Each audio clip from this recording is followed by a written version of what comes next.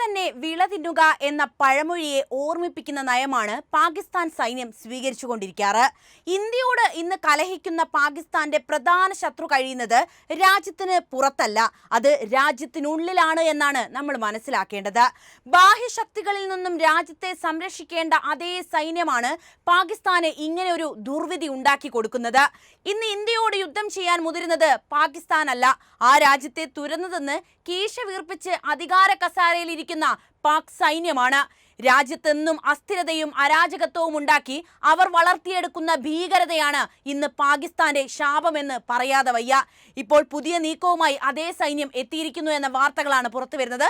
നമുക്ക് എന്താണെന്ന് വിശദമായിട്ട് മനസ്സിലാക്കാം. അതിനു മുൻപ് ഒരു ചോദ്യം, പാകിസ്ഥാന്റെ സൈനിക ഭരണത്തെക്കുറിച്ച് നിങ്ങൾക്ക് എന്താണ് പറയാനുള്ളത്? നിങ്ങളുടെ അഭിപ്രായം ഇപ്പോൾ തന്നെ കമന്റായി രേഖപ്പെടുത്തുക.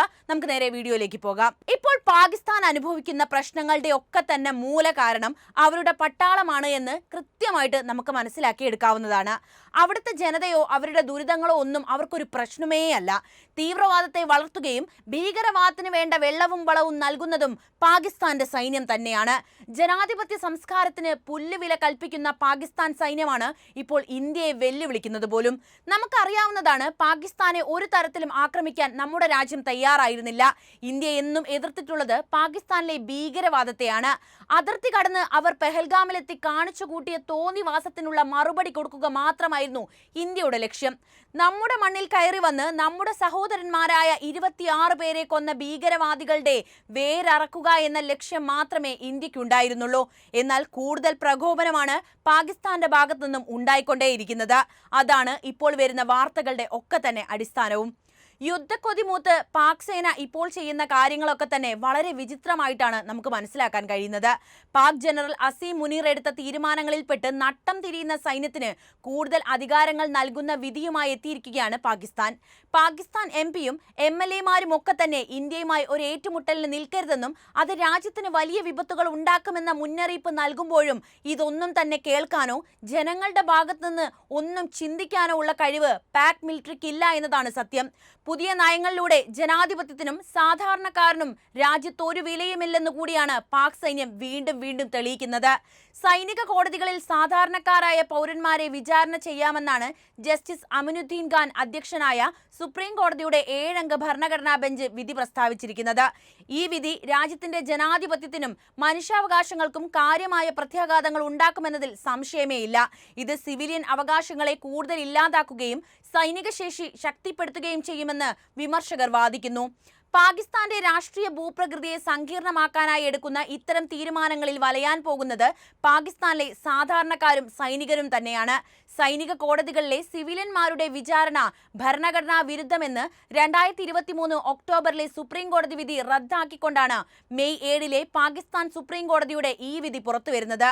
വിയോജിപ്പുകളെ അടിച്ചമർത്താനും പാകിസ്ഥാനിലെ ജനാധിപത്യ സംവിധാനത്തിന് മേൽ ആധിപത്യം പുലർത്തുന്ന സൈന്യത്തിന് സുപ്രീം കോടതി ഭരണഘടനാ ബെഞ്ചിന്റെ തീരുമാനം കൂടുതൽ മേൽക്കൈ നൽകുമെന്നതും വിലയിരുത്തലുകൾ വന്നു. ഇമ്രാൻഖാന്റെ പാർട്ടിയായ PTI സുപ്രീം കോടതിയുടെ ഈ വിധിയെ ശക്തമായി എതിർത്ത് രംഗത്തെത്തിയിട്ടുണ്ട്. വിയോജിപ്പുകൾ അടിച്ചമർത്താൻ ജനറൽ മുനീറിന് ഇത് അധികാരം നൽകുന്നുവെന്നും അവർ ആരോപിക്കുന്നു. പാക് സൈന്യം തന്നെയാണ് പാകിസ്ഥാന്റെ കണ്ടകശിനി എന്നതാണ് സത്യം. എന്തുകൊണ്ടാണ് അങ്ങനെ സംഭവിക്കുന്നു എന്ന് വിശദമായിട്ട് തന്നെ ഞാൻ പറഞ്ഞു തരാം. പാകിസ്ഥാനിലെ സൈന്യത്തെ രാജ്യത്തെ ഏറ്റവും ശക്തമായ സ്ഥാപനങ്ങളിൽ ഒന്നായിട്ട് തന്നെയാണ് പണ്ട് തന്നെ കണക്ക് കൂട്ടിയിരുന്നത്. ചരിത്രപരമായി ദേശീയ സുരക്ഷയുടെയും പ്രാദേശിക സമഗ്രതയുടെയും സംരക്ഷകനായി ചിത്രീകരിക്കപ്പെട്ടിട്ടുള്ളതും ഈ സൈന്യത്തിന്റെ ചിത്രമാണ്. ഭരണം, വിദേശ നയം, ആഭ്യന്തര കാര്യങ്ങൾ എന്നീ വിഷയങ്ങളിൽ പലപ്പോഴും അവസാന വാക്കായി നിന്നിട്ടുള്ളതും പാക് സൈന്യത്തിൻ്റെതാണ്. എന്നിരുന്നാലും ഈ ആധിപത്യം പാകിസ്ഥാനിലെ ജനങ്ങൾക്ക് വലിയ തലവേദന തന്നെയാണ് ഇതിനോടകം തന്നെ സൃഷ്ടിച്ചിട്ടുള്ളത്. പൊതു താല്പര്യം സംരക്ഷിക്കുന്നതിന് പകരം സൈന്യത്തിന്റെ പ്രവർത്തനങ്ങൾ പലപ്പോഴും ജനാധിപത്യത്തെ ദുർബലപ്പെടുത്തുന്നതും സമ്പദ് വ്യവസ്ഥയെ നശിപ്പിക്കുന്നതും മനുഷ്യാവകാശങ്ങൾ ലംഘിക്കുന്നതും രാഷ്ട്രീയവും സാമൂഹികവുമായ അസ്ഥിരതയ്ക്ക് കാരണമാകുന്നതുമായിരുന്നു. പാകിസ്ഥാൻ സൈന്യം ജനങ്ങളെ ഏറ്റവും കൂടുതൽ ബുദ്ധിമുട്ടിച്ചത് എങ്ങനെയാണെന്ന് ചോദിച്ചാൽ അത് രാജ്യത്തെ രാഷ്ട്രീയ അസ്ഥിരത സൃഷ്ടിച്ചുകൊണ്ടാണെന്ന് തന്നെ പറയേണ്ടി വരും. ജനാധിപത്യ പ്രക്രിയയിലേക്ക് യാതൊരു മടിയുമില്ലാതെ കൈകടത്തുന്ന പാകിസ്ഥാൻ സൈന്യം രാഷ്ട്രീയ പ്രതിസന്ധി സൃഷ്ടിക്കുകയും ജനാധിപത്യ വിശ്വാസം ജനങ്ങൾക്കിടയിൽ ഇല്ലാതാക്കുകയുമാണ് ചെയ്തുകൊണ്ടിരിക്കുന്നത്. 1947 ഇന്ത്യയോടൊപ്പം തന്നെ സ്വതന്ത്രമാകുന്ന രാജ്യമാണ് പാകിസ്ഥാനും.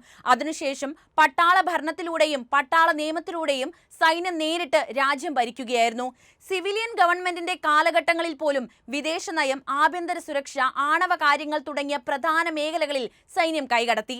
നിരന്തരമായ ഇത്തരം ഇടപെടൽ ജനാധിപത്യ സ്ഥാപനങ്ങളെ ദുർബലപ്പെടുത്തിക്കൊണ്ടേയിരുന്നു. ഭരണവ്യവസ്ഥിതിയിൽ ജനങ്ങൾക്ക് പങ്കാളിത്തം ഇല്ലാതാക്കുകയും വിശ്വാസം ഇല്ലാതാക്കുകയും ചെയ്തത് ഇങ്ങനെയാണ്. പ്രാതിനിധ്യമുള്ള ഒരു രാഷ്ട്രീയ സംസ്കാരത്തെ വളരാൻ അനുവദിക്കാതെ തടയുകയായിരുന്നു പാകിസ്ഥാനിലെ സൈന്യം. തെരഞ്ഞെടുപ്പുകളിൽ പോലും സൈന്യം കൃത്രിമത്വം കാണിച്ചു. സൈന്യവുമായി സഹവർത്തിത്വം തുടരുന്ന സ്ഥാനാർത്ഥികൾക്ക് വേണ്ടി പണിയെടുക്കുകയും പാക് സൈന്യത്തെ ചോദ്യം ചെയ്യുന്നവരെ അധികാര കസേരയിൽ നിന്ന് വലിച്ചു താഴെയിടുകയും ചെയ്യുന്നത് ഇവരുടെ നയമായിരുന്നു. ജുഡീഷ്യറിയിൽ പോലും സമ്മർദ്ദം ചെലുത്തി ജനാധിപത്യ അന്തരീക്ഷം ഇല്ലാതാക്കുകയും ചെയ്തു.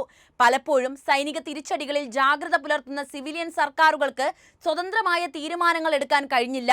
ഭരണകൂടം എടുക്കുന്ന താല്പര്യങ്ങളെല്ലാം സൈനിക താല്പര്യങ്ങളാണെന്ന് പൊതുജനം മനസ്സിലാക്കിയതും അപ്പോഴാണ്.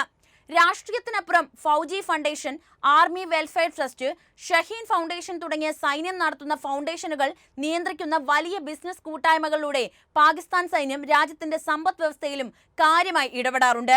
ബാങ്കിംഗ്, ഇൻഷുറൻസ് മുതൽ റിയൽ എസ്റ്റേറ്റ്, ഉൽപാദനം, കൃഷി വരെയുള്ള മേഖലകളിലാണ് ഈ സംരംഭങ്ങൾ പ്രവർത്തിക്കുന്നത്. നമുക്കറിയാവുന്നതാണ്, പാകിസ്ഥാൻ സാമ്പത്തികമായി വിവിധ പ്രശ്നങ്ങൾ നേരിടുന്ന രാഷ്ട്രം കൂടിയാണ്. അതിലൊരു പ്രധാന പങ്ക് സൈന്യത്തിനുണ്ട് എന്നതാണ് വസ്തുത. ഈ സംരംഭങ്ങൾ വിരമിച്ചവർക്കും സേവനമനുഷ്ഠിക്കുന്ന സൈനികർക്കും പ്രയോജനം ചെയ്യുന്നുണ്ടെങ്കിലും നികുതി ഇളവുകളും സംസ്ഥാന സബ്സിഡികളും ആസ്വദിച്ച് അവർ മുൻഗണനാ പരിഗണനയോടെ പ്രവർത്തിക്കുന്നുവെങ്കിലും ഇത്തരം നിലപാടുകൾ പലപ്പോഴും പാക് ജനതയ്ക്ക് വലിയ തിരിച്ചടികളാണ് ഉണ്ടാക്കിക്കൊണ്ടിരിക്കുന്നത്. എല്ലാത്തരം ആനുകൂല്യങ്ങളും സൈന്യത്തിലേക്ക് വരുമ്പോൾ സാധാരണ പൗരന്മാർ വർദ്ധിച്ചു വരുന്ന പണപ്പെരുപ്പം, തൊഴിലില്ലായ്മ, ദാരിദ്ര്യം എന്നിവയെ അഭിമുഖീകരിക്കുന്നു. അതേസമയം സൈനിക ഉന്നതർക്കാകട്ടെ സമ്പത്തും പദവികളും വർദ്ധിക്കുകയും ചെയ്യുന്നു. ബലൂചിസ്ഥാൻ, ഖൈബർ പഷ്തൂൺഖ, സിന്ധിന്റെ ചില ഭാഗങ്ങൾ തുടങ്ങിയ സംഘർഷഭരിതമായ പ്രദേശങ്ങളിൽ പാകിസ്ഥാൻ സൈന്യം ഗുരുതരമായ മനുഷ്യാവകാശ ലംഘനങ്ങളിൽ പങ്കാളിയായിട്ടുണ്ട്. ഈ പ്രദേശങ്ങളിൽ സൈന്യവും അതിന്റെ രഹസ്യാന്വേഷണ വിഭാഗമായ ഇന്റർ സർവീസസ് ഇന്റലിജൻസും നിർബന്ധിത തിരോധാനങ്ങൾ, നിയമവിരുദ്ധ കൊലപാതകങ്ങൾ, രാഷ്ട്രീയ പ്രവർത്തകർ, വിദ്യാർത്ഥികൾ, പത്രപ്രവർത്തകർ എന്നിവരെ പീഡിപ്പിക്കൽ എന്നിങ്ങനെയുള്ള ഗുരുതരമായ കുറ്റകൃത്യങ്ങൾ നടത്തിയതായി റിപ്പോർട്ടുകളുണ്ട്. ഈ കാരണങ്ങളൊക്കെ ചൂണ്ടിക്കാണിച്ചുകൊണ്ടാണ് പാകിസ്ഥാനിൽ ജനിച്ചവരായിട്ടും ബലൂചിസ്ഥാനികൾ പാക് വിരുദ്ധരായി മാറിയത്. ബലൂചിസ്ഥാനാകട്ടെ ഇപ്പോഴും സൈനികവൽക്കരിക്കപ്പെട്ടിരിക്കുന്ന സ്ഥലമാണ്. ഇവിടെ സൈന്യത്തിനെതിരെ ശബ്ദമുയർത്തിയ പലരുടെയും വീട്ടുകാർ ഇന്നും പ്രിയപ്പെട്ടവർ എവിടെ പോയി എന്നറിയാതെ കഷ്ടപ്പെടുകയാണ്. ഭരണകൂട അടിച്ചമർത്തലിനെ കുറിച്ചുള്ള ഭയം രാഷ്ട്രീയ വിയോജിപ്പിനെയും അഭിപ്രായ സ്വാതന്ത്ര്യത്തെയും അടിച്ചമർത്തുകയും പൗരന്മാർക്കിടയിൽ ഭയത്തിന്റെയും നിരാശയുടെയും അന്തരീക്ഷം സൃഷ്ടിച്ചെടുക്കുകയും ചെയ്തിട്ടുണ്ട്. സൈനിക അതിക്രമത്തിനെതിരെ സംസാരിക്കുന്ന പത്രപ്രവർത്തകർ പലപ്പോഴും ഭീഷണികൾ, തട്ടിക്കൊണ്ടുപോകലുകൾ അല്ലെങ്കിൽ തടവ് എന്നിവ നേരിടുന്നു. ഇത് വ്യാപകമായ സെൻസർഷിപ്പിനും പത്രസ്വാതന്ത്ര്യം വെട്ടിക്കുറയ്ക്കുന്നതിലേക്കുമാണ് നയിക്കുന്നത്. പാകിസ്ഥാൻ സൈന്യത്തിന്റെ നയങ്ങളിലെ ഏറ്റവും അപകടകരമായ വശങ്ങളിലൊന്ന് ഇന്ത്യക്കെതിരെയും അഫ്ഗാനിസ്ഥാനെതിരെയും പ്രാദേശിക തന്ത്രങ്ങളുടെ ഉപകരണങ്ങളായി തീവ്രവാദ ഗ്രൂപ്പുകളെ പിന്തുണയ്ക്കുന്നു എന്നാണ്. പലപ്പോഴും ISI അഭയം നൽകുകയും ധനസഹായം നൽകുകയും ചെയ്യുന്നത് പാകിസ്ഥാനിയൻ ജനതയോ അവിടെ തിരഞ്ഞെടുക്കപ്പെട്ട സർക്കാരിനോ അല്ല, മറിച്ച് പാക് സൈന്യമാണ്. അത്തരം നയങ്ങൾ താൽക്കാലിക തന്ത്രപരമായ നേട്ടങ്ങൾ നൽകിയിട്ടുണ്ടെങ്കിൽ തിരിച്ചടികൾ വലിയ പ്രഹരശേഷി ഉണ്ടായിരുന്നു എന്നതാണ് പ്രധാനം. 2014 പെഷവാറിലെ ആർമി പബ്ലിക് സ്കൂൾ ആക്രമണം പോലുള്ള പാകിസ്ഥാനിൽ നടന്ന മാരകമായ ഭീകരാക്രമണങ്ങളിൽ ചിലതും ഇത്തരം സാഹചര്യങ്ങളിൽ നമ്മൾ വായിച്ച് മനസ്സിലാക്കേണ്ടിയിരിക്കുന്നു. വർദ്ധിച്ചു വരുന്ന വിഭാഗീയ അക്രമങ്ങൾ, മതന്യൂനപക്ഷങ്ങൾക്കെതിരായ ആക്രമണങ്ങൾ, സമൂലവൽക്കരിക്കപ്പെട്ട സാമൂഹിക അന്തരീക്ഷം എന്നിവയാൽ തീവ്രവാദം വളർത്തുന്നതിന്റെ ആഭ്യന്തര ചെലവ് വളരെയധികം വിനാശകരമാണ്. ഇത്തരം ഭീകരവാദത്തെ പിന്തുടർന്നും പരിഗണിച്ചും സൈന്യം തന്നെയാണ് പാകിസ്ഥാന്റെ അന്താരാഷ്ട്ര പ്രതിച്ഛായ തകർത്ത് കളഞ്ഞത്. വിദേശ നിക്ഷേപവും സാമ്പത്തിക വളർച്ചയും പരിമിതപ്പെടുത്തുന്ന ഫിനാൻഷ്യൽ ആക്ഷൻ ടാസ്ക് ഫോഴ്സ് പോലുള്ള ആഗോള കാവൽക്കാരിൽ നിന്ന് രാജ്യം ഉപരോധങ്ങളും സൂക്ഷ്മ പരിശോധനയും നേരിട്ടതിന്റെ കാരണവും ഇതൊക്കെ തന്നെ. രാഷ്ട്രീയത്തിൽ സൈന്യത്തിന്റെ വലിയ പങ്കുണ്ട് എന്ന് ഞാൻ നേരത്തെ പറഞ്ഞല്ലോ. അയൽ രാജ്യത്തെ രാഷ്ട്രീയ അസ്ഥിരതയ്ക്കുള്ള പ്രധാന കാരണവും ഇവരുടെ ഈ കൈകടത്തൽ തന്നെയാണ്. അവരുടെ ഇഷ്ടത്തിനനുസരിച്ച് നേതാക്കളെ നീക്കം ചെയ്യുകയോ പ്രതിഷ്ഠിക്കുകയോ ചെയ്യുന്ന നടപടി ജനാധിപത്യ സ്ഥാപനങ്ങളിലുള്ള പൊതുജന വിശ്വാസത്തെ മോശമായി ബാധിച്ചു കഴിഞ്ഞു. നവാസ് ഷെരീഫ്, ഇമ്രാൻഖാൻ തുടങ്ങിയ സൈനിക മേധാവിത്വത്തെ വെല്ലുവിളിക്കാൻ ശ്രമിക്കുന്ന നേതാക്കളെ പലപ്പോഴും നിയമപരമായ വെല്ലുവിളികൾ അല്ലെങ്കിൽ തടവ് അല്ലെങ്കിൽ രാഷ്ട്രീയ നാടുകടത്തൽ എന്നിവ നേരിടുന്നത് നമ്മൾ കണ്ടതാണ്. സിവിലിയൻ സൊസൈറ്റി സംഘടനകളെയും പ്രതിഷേധ പ്രസ്ഥാനങ്ങളെയും പതിവായി ഉപദ്രവിക്കുകയോ നിരോധിക്കുകയോ ചെയ്യുന്നതും പാക് സൈന്യത്തിന്റെ രീതി തന്നെ. കൂടാതെ സൈന്യത്തിനെതിരെ പറയുന്നവരെ നിശബ്ദരാക്കാനും അവരുടെ സോഷ്യൽ മീഡിയ പോസ്റ്റുകൾ മുക്കാനും പാക് സേനയ്ക്ക് കീഴിൽ ഒരു വിങ് തന്നെ പ്രവർത്തിക്കുന്നുണ്ട്. ബാഹ്യഭീഷണികൾക്കെതിരെ ഒരു കവചമായി നിൽക്കേണ്ട പാകിസ്ഥാന്റെ സൈന്യം ഇന്ന് ആന്തരിക അസ്വസ്ഥതകൾക്ക് ഒരു കാരണമായി മാറിയിരിക്കുകയാണ്. രാഷ്ട്രീയത്തിലാകട്ടെ, സമ്പദ് വ്യവസ്ഥയിലാകട്ടെ, ജനങ്ങളുടെ സാമൂഹിക ജീവിതത്തിലാകട്ടെ, എല്ലായിടവും നിയന്ത്രിക്കുന്നതിലൂടെ ജനങ്ങളുടെ ജനാധിപത്യ അഭിലാഷങ്ങളെ ദുർബലപ്പെടുത്തുകയും അസമത്വം വർദ്ധിപ്പിക്കുകയും അടിസ്ഥാന സ്വാതന്ത്ര്യങ്ങൾ പരിമിതപ്പെടുത്തുകയും ചെയ്തു പോരുകയാണ് പാക് സൈന്യം. ഇന്ന് ഇന്ത്യക്കെതിരെ ആയുധമെടുക്കാനും ഭീകരരെ കൊന്ന ഇന്ത്യയോട് പ്രതികാരം വീട്ടാനും നടക്കുന്ന പാക് സൈന്യം ഒരു തവണയെങ്കിലും അവിടുത്തെ സാധാരണക്കാരെക്കുറിച്ച് ചിന്തിക്കണമെന്നാണ് എനിക്ക് പറയാനുള്ളത്. നിങ്ങളുടെ നിലപാട് എന്താണ്?